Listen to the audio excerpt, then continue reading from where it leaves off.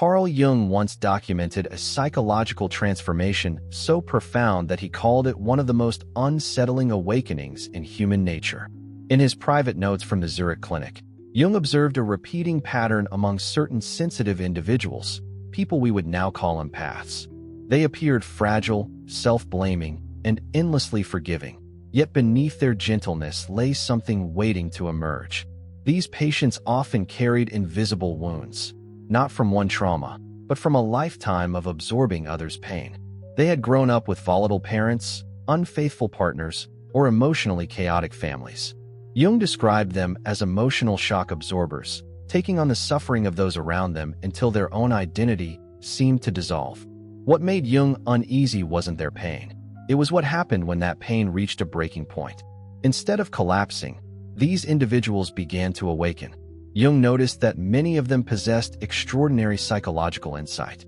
They remembered every detail of their abuser's moods, reactions, and insecurities, not out of obsession, but out of survival. Their minds had learned to map emotional landscapes with surgical precision. When betrayal struck, the kind that shatters trust entirely, something inside them changed. They stopped seeking approval and began to see the truth with startling clarity. Jung described this as a sudden integration of the shadow, the process of merging one's suppressed strength and intelligence with conscious awareness. The empath, once consumed by self-doubt, transformed into what Jung called the complete self, someone capable of feeling deeply yet no longer controlled by those feelings. This transformation, Jung believed, was both beautiful and terrifying. It wasn't revenge or anger that emerged, but calm precision. The empath began to articulate truths they had long silenced, not emotionally, but analytically, like a surgeon identifying diseased tissue before removal. Jung saw this as the moment sensitivity evolved into wisdom. Modern psychologists now recognize similar phenomena in trauma recovery and post-betrayal growth. Research on high emotional intelligence and resilience shows that some individuals, when forced to confront deep betrayal, develop exceptional pattern recognition and empathy balanced by strong boundaries. To Jung, these awakened empaths represented a glimpse of psychological evolution. People who could see everything without breaking and love without losing themselves. Their sensitivity, once a wound, had become a weapon forged by awareness. The strategist's mind. When Jung began reviewing his Zurich case notes, he noticed something that unsettled even him. A man who had studied the depths of human nature for decades. These broken empaths, as his colleagues called them, were not helpless victims. They were observers. They had spent years collecting data, every slight, every lie, every shift in tone from those who manipulated them. Their empathy was not passive, it was forensic. Jung wrote that their minds operated less like diaries and more like war rooms of observation. They could recall patterns of abuse with eerie precision, when a partner's anger flared, when silence became punishment, when affection turned transactional. They never fought back, at least not outwardly. Instead, they analyzed. They recorded. They waited. This waiting wasn't weakness. Jung realized it was strategy in its purest psychological form. The empath's intuition, often dismissed as emotional sensitivity, was in fact a high-speed data processor. What most people called gut feeling, these individuals could trace to micro-expressions, tonal shifts, and contradictions in language. Jung noted that their insights weren't supernatural. They were hyper-attuned pattern recognition. In controlled settings, Jung and his assistants conducted small empathy-based experiments. Patients were asked to describe visiting observers without prior introduction. Repeatedly, they identified traits and insecurities that the observers later confirmed as true. Jung called it an intelligence born from the unconscious, though modern psychology might label it advanced emotional cognition. But the turning point came with betrayal, a force Jung said burns away illusions faster than any therapy. When these empaths experienced deep betrayal, they stopped suppressing their observations. The pain activated what Jung called shadow integration, where one unites suppressed traits, strength, anger, discernment, with conscious control. The transformation was unmistakable. These individuals became strikingly calm, even surgical, in speech. They didn't lash out.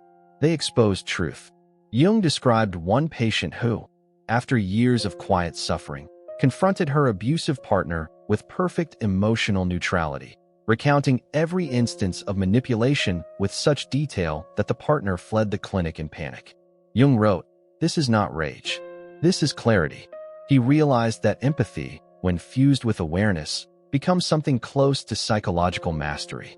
Integrated empaths could identify deceit, neutralize emotional traps, and protect their peace without cruelty. They had evolved from emotional absorbers into emotional architects, people capable of reading, influencing, and healing complex human systems. Modern neuroscience supports Jung's intuition.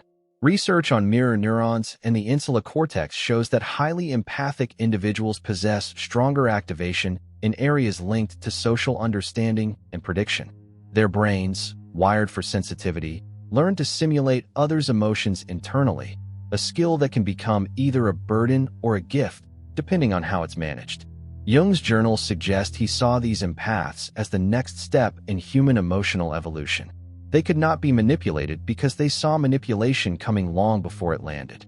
Their gift wasn't magical. It was awareness sharpened by suffering. For Jung, the danger wasn't their power. It was what might happen if such awareness developed without ethics. Jung's fascination soon turned to unease. The more he studied these transformed empaths, the more he realized they possessed a psychological precision that rivaled, and at times exceeded, his own. Their empathy was no longer a passive experience. It was an active instrument of analysis. In their presence, Jung noticed that deception faltered. People found it difficult to maintain facades because these individuals saw through the smallest inconsistencies, the pauses between words, the flickers of emotion people tried to hide. Jung wrote, "The awakened empath does not need to expose falsehood. Their silence does it for them." This realization terrified him, not because these individuals were dangerous, but because they revealed how powerful consciousness could become when merged with emotional intelligence. He began calling this phase selective empathy, a deliberate, conscious regulation of compassion. These individuals still felt deeply, but they no longer poured their energy into everyone. They had learned to discern who deserved their care and who only sought to drain it. Jung noticed that toxic personalities, those who thrived on manipulation, reacted to these integrated empaths with discomfort, even fear. He described it as the predator's instinct recoiling from light. Jung's notes recount a striking encounter. When he reintroduced one of his transformed patients to a group therapy session, several participants who had previously dominated conversations fell silent. They couldn't explain why, but they felt seen through. The empath didn't confront anyone. Their mere presence reflected dishonesty back like a mirror. Jung called it the empath's mirror effect, a psychological phenomenon where others are forced to confront their own hidden motives. This effect extended beyond therapy. Jung tracked several of these individuals for years. Many rebuilt their lives from the ground up, ending abusive relationships, establishing healthy boundaries, and pursuing careers that leveraged their insight. One became a teacher known for intuitively understanding students' emotional needs. Another became a business consultant whose interpersonal accuracy made her indispensable. Jung realized he was witnessing not recovery, but evolution. "They are not healed patients," he wrote. "They are new forms of human awareness." His concern, however, was ethical. If such individuals chose to manipulate rather than heal, their influence could be devastating.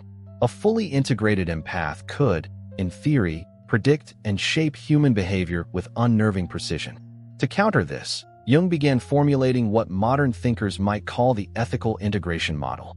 He believed true psychological wholeness must include moral grounding, an alignment between empathy, intellect, and conscience. Without ethics, shadow integration could produce not the complete self, but what Jung termed the dark empath, a person capable of weaponizing insight. Fortunately, in his documented cases, this rarely happened. Instead, the awakened empaths used their clarity to build peace. They became balanced warriors, people who could protect themselves without destroying others. Jung found this outcome both beautiful and humbling. "They have seen the worst in humanity," he wrote, "and yet choose compassion, not blindness, but compassion with boundaries." In many ways, Jung's vision anticipated what contemporary psychology now recognizes as post-traumatic growth. Studies show that individuals who consciously process suffering often develop greater emotional regulation, empathy, and purpose. The empath's awakening, Jung believed, was this process taken to its highest form, a merging of insight and integrity. By the end of his research, Jung saw in these patients a living proof of his lifelong theory that integrating one's shadow does not make a person darker, it makes them whole. The return to service, how the awakened empath reshapes the world around them. When an empath finally awakens, after enduring years of emotional confusion, loss, and inner transformation, something profound happens. Their sensitivity, once a source of suffering, becomes a force of creation. They no longer absorb the world's pain helplessly, they transmute it. The awakened empath learns that their gift is not a burden, but a bridge, connecting hearts, healing divides, and helping others remember their own capacity for compassion. This return to service does not mean becoming a savior. Instead, the empath steps back into the world with quiet strength and deep understanding. They set clear boundaries, honor their own energy, and use empathy intentionally. Whether through art, teaching, counseling, music, or everyday kindness, they begin to influence their environment in subtle yet lasting ways. A single conversation with such a person can shift someone's entire outlook, not because of the words spoken, but because of the vibration behind them, authenticity, peace, and presence. Communities often feel the ripple effects of an awakened empath. Workplaces grow calmer when they mediate conflicts. Creative projects flourish under their emotional insight. Relationships deepen because they model true listening. In this way, their transformation becomes collective. Their inner healing mirrors the healing of the wider world. But the empath's journey doesn't end with personal mastery. Many find themselves drawn to causes larger than themselves. Environmental restoration, humanitarian work, spiritual mentorship, or simply living as an example of mindful compassion in a chaotic age. They recognize that to change the world, they must first embody the change. Their empathy becomes action, a living frequency that gently rearranges reality wherever it goes. In the end, the awakened empath does not seek fame or recognition. They move through life like quiet light, illuminating, never dominating.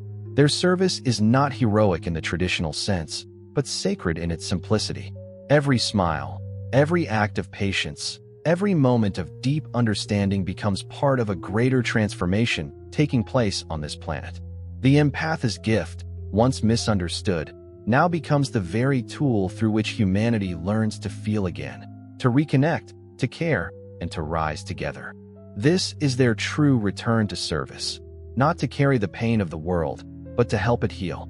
Before you go, take a moment to breathe in what this story means to you. Have you ever felt the world's emotions so deeply that it changed the way you see everything? I'd love to hear your thoughts. Share them in the comments below. Your perspective might help someone else on their own awakening journey. And if this story spoke to your heart, if it made you feel seen, inspired, or even just a little more human, then consider subscribing. Each video here is crafted as a small sanctuary, a space for reflection, growth, and emotional connection. Join this circle of awakened souls, where empathy isn't weakness, it's the quiet power that shapes a better world.